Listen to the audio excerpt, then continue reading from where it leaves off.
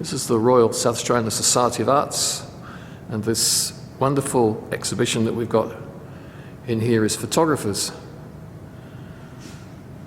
And this is the exhibition.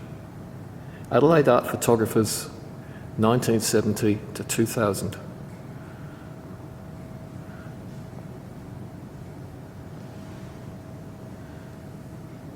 And here are the two gentlemen who will be talking about the work. We have Paul Atkins from Atkins Photographic on the left, and Adam Dutkiewicz, who's been a member of RSASA for a number of years and a previous president.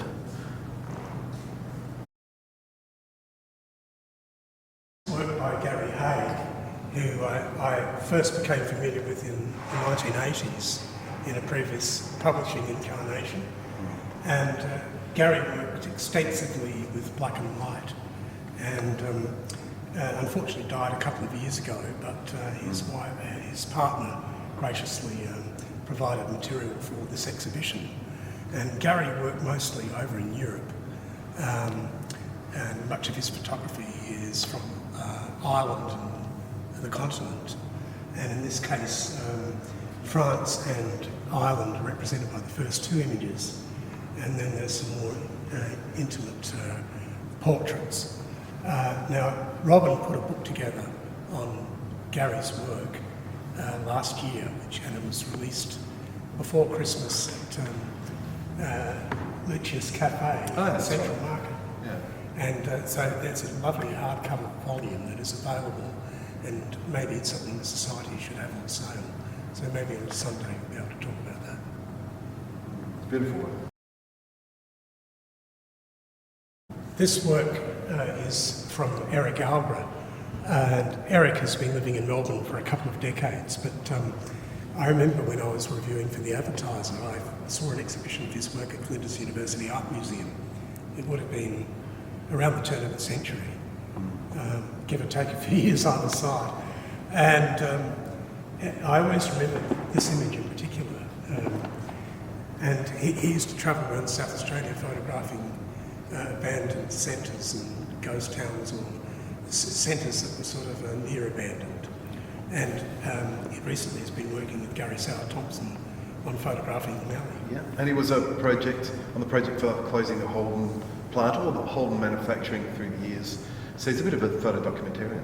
Yeah, and Eric has actually produced books as well. He's got a book of his black and white work from around this period, which he did through Blurb. And he's also done a book recently for the Holden closure. It was a project that he worked on, and I think he's still got exhibitions travelling in South Australia around that. Excellent.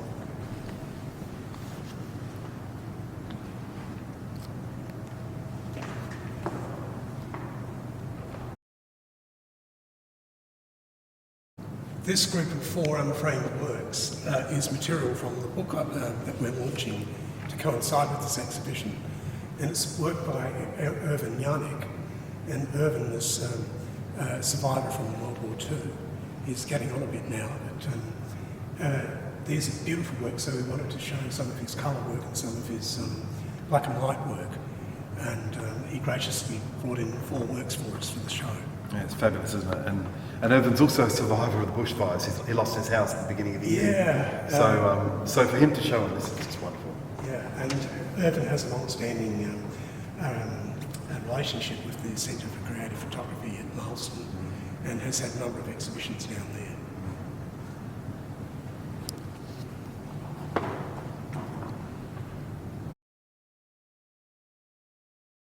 Graeme Hastwell, who was one of the artists who exhibited in a photography exhibition at the Society of Arts of 10 South Australian photographers held in 1982.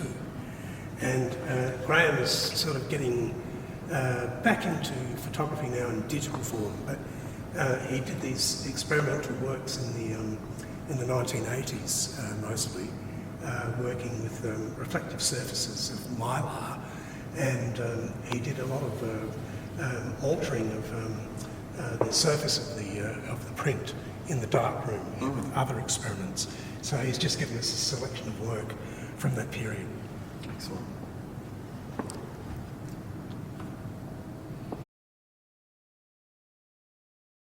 This is Gary Sauer-Thompson's work. Gary's a local photographer who worked in Bowden in the sort of 70s and 80s, and then took on a totally different career as an economist and a political commentator. But we've got a series of his early and latter work here, and Gary is one of the major forces behind the book, as well as Adam, our co-host, and was responsible for a lot of this work coming together as a show, so we're very grateful to Gary. How many works across are his here? So he's got Just five pieces. So he's down to the Coorong image, so we've got some Fleurieu, and he's based in Victor Harbour at the moment. And he famously runs poodle walks, which is dog walking of his own poodles. It sounds like he runs it as a business, but he wanders the south coast and photographs as he goes, and it's an incredible body of work.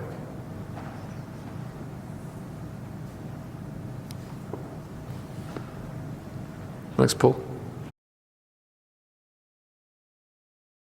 This trio triptych of work is by Ed Douglas, who's the former head of the School of Arts Photography Department in the 70s and 80s.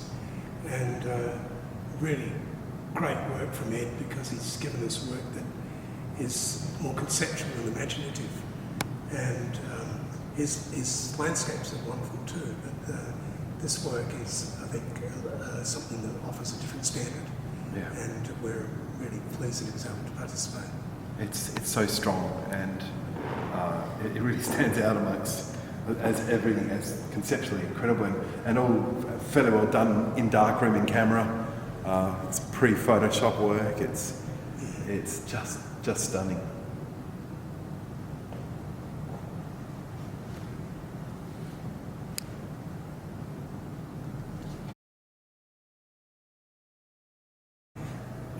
This work's from Linda Walker, and she used to collaborate in the 80s to 2000s, I think, with Paul Hewson, who was a New Zealand photographer, and they always exhibit together under the name of Hewson Walker. And Linda has done some work as an individual photographer, but for this exhibition it was really important that we had some range of work from the era, and this work is more sort of text and image kind of work, and it's very much of its time, but at the same time it's incredibly, it still remains very contemporary. So It could have been made today, yeah, as you said. yeah, but it certainly has an aesthetic of the era, with the sort of a slightly rough and ready presentation, and sort of less of an interest in the aesthetics, or the aesthetics is a particular kind of aesthetic, which was probably a bit cutting edge at the time. It was a little bit less beautiful and more concerned about ideas. Is it made up of A3 size sort of panels, or is it just folded that way? There are many panels in the series, and it says it was a slow journey back. That's the whole series, and these are only two panels from the series. Right, yeah. I'd love to see the whole thing. Would love to see the artist statement as well. To actually understand the intention behind it. We'd be interested in that. And Hewson Walker used to do artist books as well, and we're hoping we could get an artist book, but we ended up with two works from this series.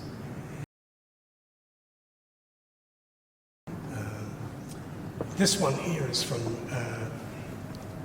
Rick Martin, and Rick was another exhibitor at the Experimental Art Foundation and also at the Contemporary Art Society.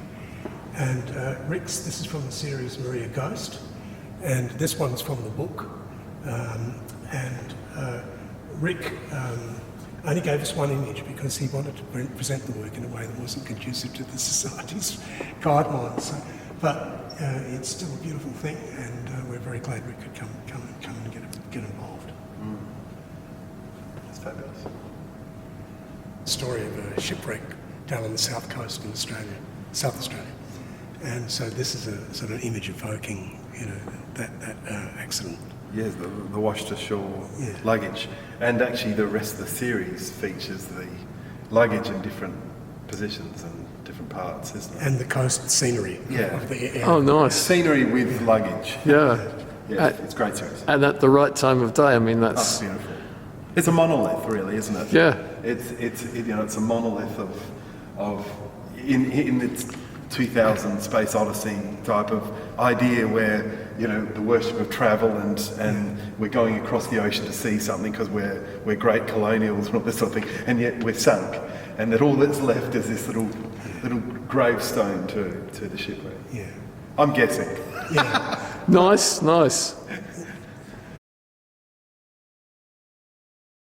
So this is Mark Kimber's work. We've got 3 pieces, and Mark is head of the University of South Australia's Visual Arts Program, Photography, and Mark is an internationally exhibiting artist, and his work is stellar, and he's been, I think now, 40 years he's been exhibiting.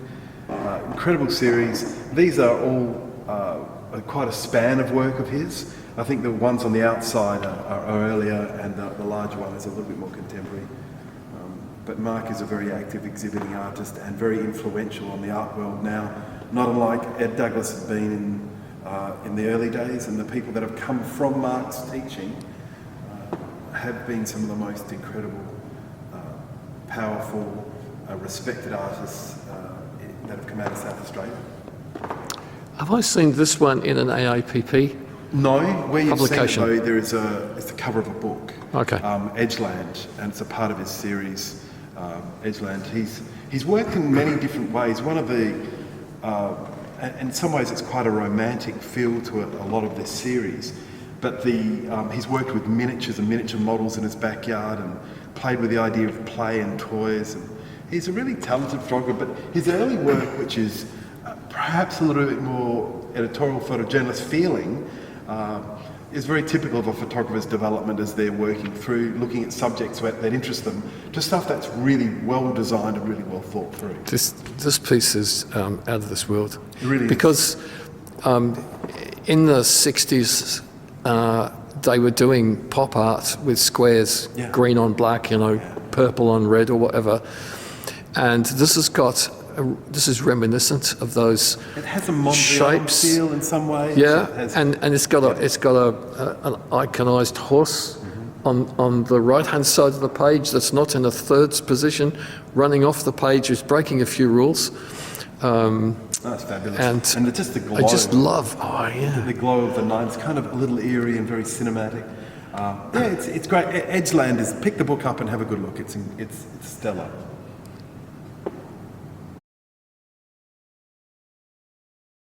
This work's by Michal Kluvanek, and Michael's another one of the artists who was in the original Society exhibition back in 1982. And this work all relates to bushfires, and he's got 2 works from 3 different disasters. One from Ash Wednesday 1983, so there are 2 works from there, and then there are 2 works from Coffin Bay in the 1997, and 2 works from the recent bushfires at Cupley Creek. And Michael's given us silver gelatin work here. He does work a lot in colour, and there are many colour images of his in the book.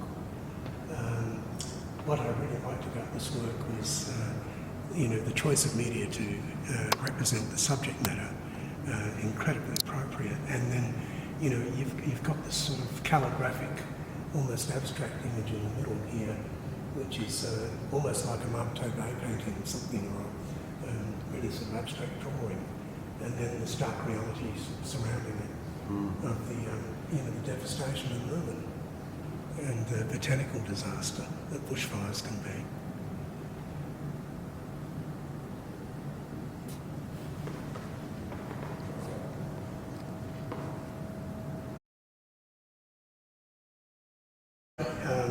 Is now living in the United States of America, and she's a very well-known photographer in America and in Australia. And she was another one of the original exhibitors.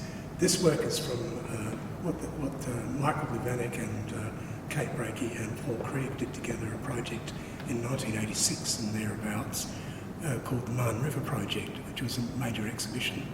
And this is work from that exhibition.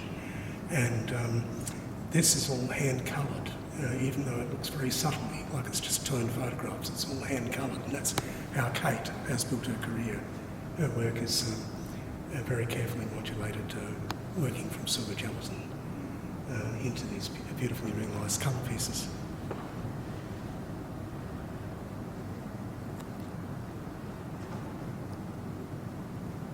It has a softness.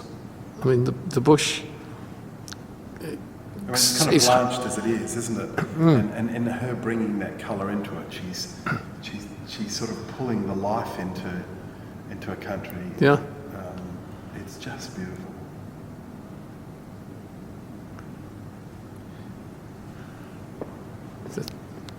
I mean, that's just amazing. That tree, with Doesn't it create a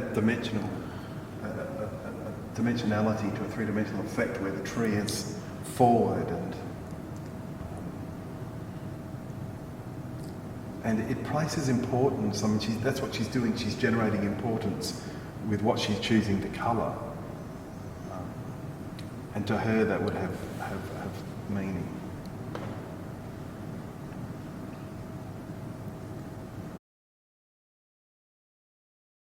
Paul Krieg, again from the Marne River Project, and another one of the exhibitors involved in the early exhibition of the Society, if my memory serves me correct. Paul was actually married to Kate Breakey for some time, and they lived in the United States. But they're now separated, and Paul has just recently moved back to South Australia to live on Kangaroo Island. Really? And, you know, it's wonderful to get this work out of Michal Kluvanek's archive so it could be shown here.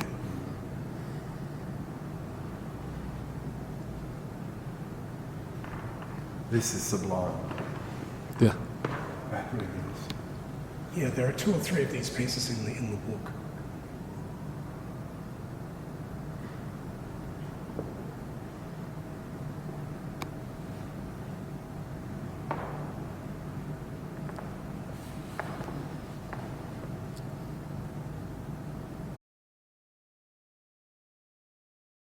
So these next 3 are by Gavin Blake, who's the director and owner of the Centre for Creative Photography. This is part of Gavin's projection series, where he's using a subject and natural lighting, or not natural lighting, but room lighting, and then a projector with a transparency and it projecting the image on people's faces and bodies, using the body as a screen. And they're fabulous. They have a really real effect, and they're quite beautiful and quite haunting in the same process. There's a slight noir quality to them, to my eye. Absolutely. And with the subjects with their eyes closed, projecting the eyes of others onto them, there's so much happening in these pictures. And these were made, I believe it was in the 90s, and one of his shows based on his body of work was called Immaculate Projections, and it was the first exhibition, my first printing of contemporary art that I've ever done, and these were very large pieces, 1.25 metres by 1.5 metres. And Gavin worked with me in the darkroom, and from a person who was basically a commercial printer to seeing this, I had no idea what I was looking at. And it was, for me, it was an awakening. Firstly, to work with someone printing, and secondly, to sort of get a feeling that, oh, this is actually really interesting stuff and kind of moving and kind of creepy, and it gives you a feeling. I think he's remarkable, and he's a great educator, and this is beautiful work. Yeah, Gavin was one of the first photographers I reviewed when I was working at the Advertiser in the 90s. I remember I didn't do many photography exhibitions in the early years, and Gavin was one of the first ones I remember. When they were based at Stepney, I saw a show of his work there, but small prints. I think it might have even been some of his work. And so he and Eric were really in my mind from back in those days. So definitely marked up to be put into the book. It's good, and I think Gavin was South Australia, then Philadelphia, where he studied in one of the great photographic art schools, and then returned and basically started the Centre for Creative Photography. So his education artistically was based in the US, and he really covered every kind of technique and found himself, and sculpture was one of great interest of his, but he found himself in love with photography once he started experimenting and playing with it there. and this is what we have now, is this work. It's beautiful. This is the work of Deborah Paauwe. Deborah is a South Australian. She has got her own book, that's right, Adam. Her work is incredible. You can feel a Deborah Paauwe print when you're around it. They're very simple in the theme about innocence and youth. They have a lovely aesthetic to them, and they've been collected around the world, and she still stands as one of the most successful young artists that have come out of South Australia, and one of the University of South Australia's best students, and has won many awards with her work. So it's wonderful seeing her work represented in such fabulous colour.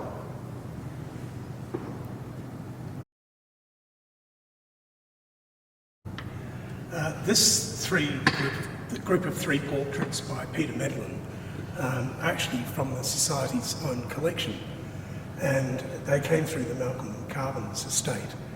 And I was quite excited to find these. We only found these in November, and they were sitting down there in a brown envelope, and no one had really looked inside the envelope until I pried and found these beautiful prints. And I was quite excited because I remember there was one of these in the same series done on my father, which I used in my publications on my father. So these were terrific, and there's the artist Sauer-Thompson, who was the first honorary life member of the Contemporary Art Society in the 1960s, and the artist Malcolm Carvins. And this, we think, is Prue Lamott, or formerly known as Prue Medlen, not the same spelling as the photographer. And she was an artist involved in the Contemporary Art Society for many years, and recently published her own book, which was sort of a memoir. And she's well known to Bev Bills, the director of the Society. And Gavin Blake said yes, that's Prue, yes, when he came in to help the final stages of the exhibition. So we think we've got the right titles. Finally, we weren't too sure. But Peter was involved in experimental photography as well, and was actually used to exhibit with Stanislaw Kukowski occasionally, like at the National Gallery in Victoria, with the major seminal photography exhibition called Frontiers in 1970, which actually toured Asia. It went through Singapore and into Japan. And but Peter's experimental work has kind of disappeared. We had a couple of one example in the first book Gary Sauer-Thompson and I did together, which was called Abstract Photography, which was really an extension of my PhD, which was on abstract painting. We wanted to make sure we had something covering the experimental side of photography in the post-war era. And anyway, very little known about Peter's experimental work, but he really built his reputation as a photographer of artist portraits. And he did a huge series on Hans Hewson, for instance, which is in the State Library.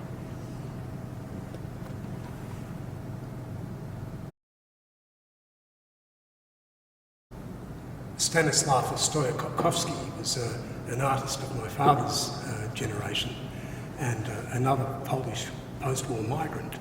And he came to Adelaide in 1954, and he was already a photographer when he'd previously lived in Melbourne. His photography was really a subset of his artistic practice, because he was a huge experimenter. He was a sculptor. He ended up working with op art and with abstract expressionism before that, and then in the 60s he turned his attention to laser graphics and later on to computer art. I did have an example of his laser photography as he used to do performances, sound and music performances, using laser graphics in festival times and things. But this is one of the very early example of his photography, maybe from Adelaide, maybe from Melbourne, but I think probably about 1955. And it's got that sort of expressionistic use of shadow, and it's very sort of looks like it could be a shot from a theatre scene or something. And whereas this one is a sort of self-portrait taken in one of his sculptural commissions from Canberra, and I only just found out what this was a few days ago in one of these Art in Australia magazines. I found the same image that had been. This one's a bit more tightly cropped. But this comes from a private art collab that's with me at the moment, but I'm going to hand it over to the Society after the exhibition. So we have these two in.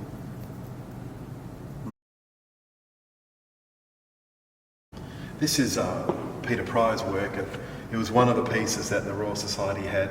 He had a great range of photographs and photographic work and experimental photography, and this is probably one of his more experimental images. It could be a Matisse. The technique he's using.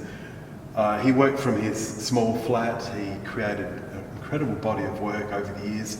He worked with the Australian Dance Theatre and Ballet, and he was a general photographer, recording the art scene around him, and also made his own cameras, made his own enlarging equipment, experimental photographic processes. Peter was a really, really interesting fellow, and we lost him probably 8 years ago or something like that. And he also, we found out, was an Olympic cyclist in the 53 Games, of all things for a photographer to be. It's interesting looking at so many of these pieces. I'm thinking, I could probably do that in Photoshop or one of those editors, some of the line tracings and bleach things out and this and that. I keep forgetting computers were not around. Right. There was nothing for people to use. Everything was done in a darkroom with techniques, and in many cases designed by them, invented ideas, special lighting, and homemade cameras. I mean, this is cutting edge. It really is, and there's two levels working here. You've got the level of, I've got to have a concept that's interesting, and a subject that works, and this works beautifully. As I said, it could have been a pen drawing or a charcoal drawing. But secondly, you've got to have the technique down pat to actually make what you see in your head out. And we've got it easy these days. Photoshop is a dream. It's a creator's dream. You have the idea, how do you render this in the darkroom? I can't even begin to think about what steps Peter would have taken. I've got a box of letters from him where he would write these ideas down and send me and this was over a very short period of time, maybe 3 to 5 years, and he didn't really cover things like this, but he was always thinking about what was going on and how to do something better and differently. He was a New Age fellow. Fantastic.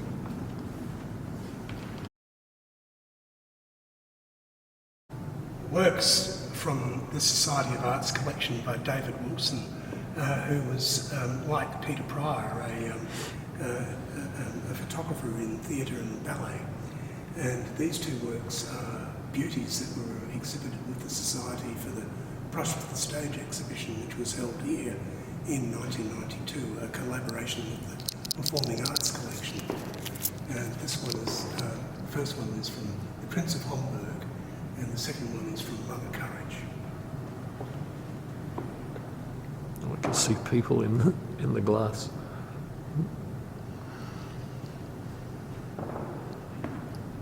And consideration must be given to the set designers who put these scenes together. Yeah. But really, what David's done, it's a whole nother level of photography and choices that he's made to capture these fabulous parts of the theatre.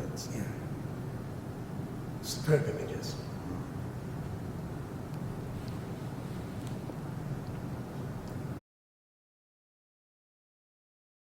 Works in the exhibition by Stephanie Schrapel.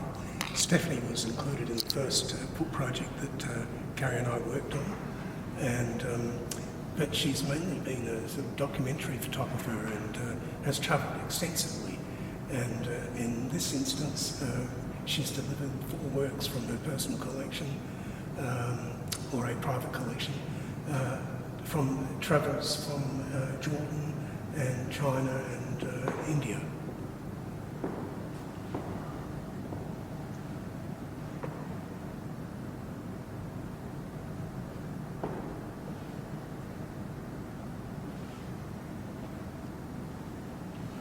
Stephanie was president at the Society of Arts in the 1980s into the 1990s and has been a former art critic and has exhibited regularly with the Society since the 1960s.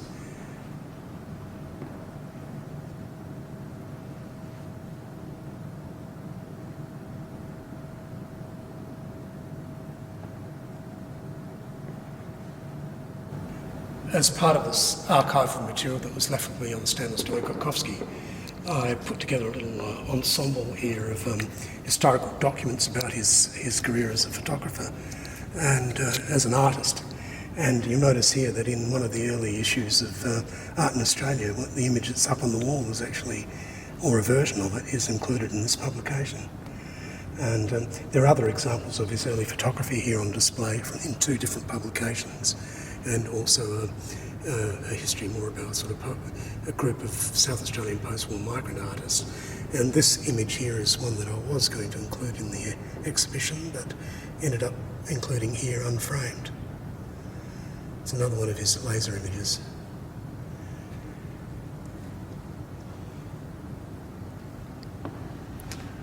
And these are the books. Yep. What I've included in this part of the cabinet are the Society's 2 history volumes that I did in 2016 and 17, and that shows a portfolio on Peter Pryor, who is represented in the collection and in this exhibition. And these works I actually got these on loan from Paul for the book, and it gives a little profile on Peter in there, which isn't in the book we're launching it with the exhibition. And likewise, Steve Barrett Murray was a photographer, a member of the Society in the 90s and 2000s. And I was in contact with his daughter, and we put together this portfolio for him for the history book for Volume 2, same as with the Peter Pryor portfolio, was Volume 2 as well. And this little thing on the end is actually very rare. It's a photocopy of the only cover of this catalogue that we've been able to trace, and it shows the Society's original exhibition of works of 10 South Australian photographers presented here in 1982, and some of those people are included in this exhibition. And this is your book? Yeah, and here is the book that we've done to coincide with this exhibition. And this is mainly Gary's writing, and in this case I function more as a sort of designer and editor of this volume. And we have work by 20 artists overall. There were 3 artists who could not participate in this show, who were interstate or quarantined because of the COVID-19 business. And but you know, it's probably the nicest looking book I've ever done. We went to a lot of trouble to make sure we got the paper stock right to represent the photographs, and so the imagery is really good. And we've got a little essay from Ed Douglas talking about his time at the art school and how he perceived the scene to be when he arrived here from the United States of America. And there's a little bit of an overview that dips back a little bit further into the history there to connect with the first book Gary and I did together, which was the abstract photography book, which was more concerned with experimental photography in the avant-garde era of post-war modernism in Adelaide. And so that book is no longer available. It's out of stock. Yeah. So you can order a print on yeah, demand we did make a hard copy available online. Yes, I picked up a copy recently. Yeah, it's beautiful. It's a blurb style. It looks fantastic. It does. And yeah, I've tried to do that for all the books that I've done through Moon Arrow Press that have gone out of print. As long as I can get the permissions to do so, I've got them available on blurb in hardback editions if people really want them. And some people want to get a hardback edition because they're so... The problem for me though is that I have to redesign the book because it's a different format. So that's very time consuming, you know, so whether I get to do that with this one, I don't know, but there might be permissions issues there too. So. But at this stage, that's it, you know, so we've got a print run of this one available as of the launch date on the 22nd of March this year. 2020, yeah. And co-signed by you and Gary? Yeah, some of them are co-signed. Gary is not, he's in New Zealand. He's quarantined. He's quarantined as well, yeah, and he won't be here. for the opening, and I shouldn't be here for the opening. So we'll see how it goes, but all the best to all the members, and we hope that this virtual tour of the exhibition has helped you appreciate the effort that went into it and the work of all the contributors involved. Yes, it's been wonderful. Thanks, guys. Thanks, Paul. Pleasure. Thank you. Thanks, Adam. Thanks. Thanks for your good work, David. I hope you enjoy the exhibition.